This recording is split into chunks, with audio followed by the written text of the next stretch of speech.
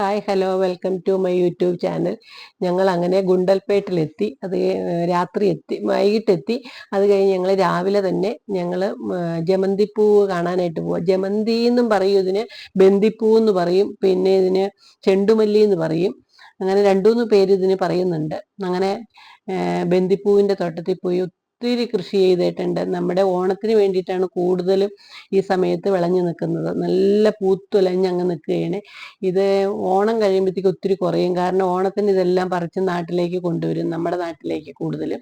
പിന്നെ അല്ലാതെ അമ്പലങ്ങളിലേക്കും ആവശ്യങ്ങൾക്കൊക്കെ ഈ ചെണ്ടുമല്ലിപ്പൂ ഒത്തിരി അത്യാവശ്യമുള്ള കാര്യമാണല്ലോ. അപ്പം അങ്ങനെ ഒത്തിരി തോട്ടങ്ങളുണ്ടായിരുന്നു. കുറേ സ്ഥലത്ത് ഞങ്ങൾ കയറി ഫോട്ടോയൊക്കെ എടുത്തു. പിന്നെ ഇതിന് രണ്ട് കളറാണ് ഉള്ളത്. ഒരു ഓറഞ്ച് കളർ പോലെയും പിന്നെ ഒരു നല്ല മഞ്ഞ കളർ, ലെമൺ യെല്ലോ കളറാണ്. പിന്നെ വേറെ കളറുകളൊക്കെ ഉണ്ട്, പക്ഷെ കൂടുതൽ ഇത് രണ്ടുമാണ് കൃഷി ചെയ്തേക്കുന്നത്. ഇതാണ് കൂടുതൽ ഉപയോഗിക്കുന്നത് നമ്മുടെ അമ്പലങ്ങളിലും പിന്നെ ഓണത്തിനും ഒക്കെ. അപ്പോൾ അവരത് പറിക്കുന്ന സമയമായിരുന്നു ഇപ്പോൾ.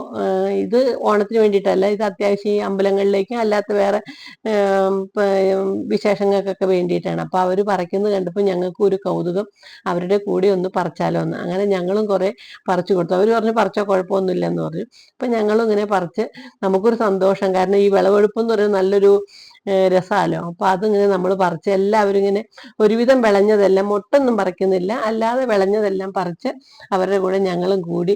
കന്നഡക്കാരാണ് 3-4 പേര്. അവർക്ക് ഭാഷയൊന്നും മനസ്സിലാവുന്നില്ല. പിന്നെ നമ്മളിങ്ങനെ ആക്ഷനൊക്കെ പറഞ്ഞു കഴിഞ്ഞപ്പോൾ അവർക്ക് മനസ്സിലായി. അങ്ങനെ അവരത് ചാക്ക് കണക്കിനെ കെട്ടിയാണ് എടുക്കുന്നത്.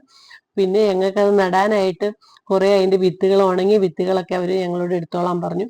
അങ്ങനെ ഞങ്ങൾ അതും പറിച്ചെടുത്തു. നമ്മളിങ്ങ് കൊണ്ടുവന്നിട്ടുണ്ട് നമുക്ക് പാകാൻ വേണ്ടിയിട്ട്. അങ്ങനെ ഒത്തിരി തോട്ടമുണ്ട്. അയ്യോ, ആ ഏരിയ എല്ലാം ഇതും സൂര്യകാന്തിപ്പൂവും തന്നെ ഉള്ളൂ. നല്ല ഭംഗിയാണ് കാണാൻ. പിന്നെ എന്താ വെച്ച് കഴിഞ്ഞാൽ എല്ലാം പച്ചപ്പാട്ടോ, എല്ലാം കണ്ടങ്ങളെല്ലാം നല്ല പച്ചപ്പായിട്ട് കൃഷി ചെയ്തൊക്കെ ഒത്തിരി കൃഷികളുണ്ട്. ബീൻസ്, അതുപോലെ പയറ്, പിന്നെ നമുക്കറിയാത്ത ഒത്തിരി ഐറ്റങ്ങളുണ്ട്. ചെറിയ ചെറുതായിട്ട് കിളിച്ച് വരുന്നു. പിന്നെ ഉള്ളി ഒത്തിരി ഉണ്ട്.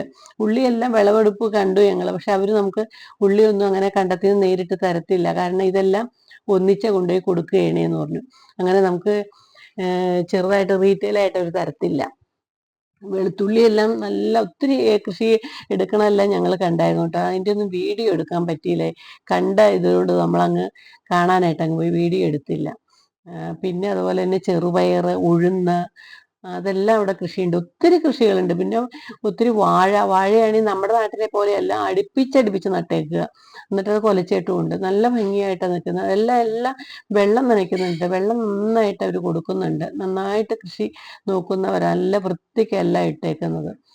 അങ്ങനെ ഞങ്ങൾ ഈ ചെണ്ടുമല്ലിപ്പൂ എല്ലാം കണ്ട് ഇങ്ങനെ സന്തോഷിച്ച് വരികയാണ്. അപ്പം നമുക്കിത് ബാക്കി കാണാമേ.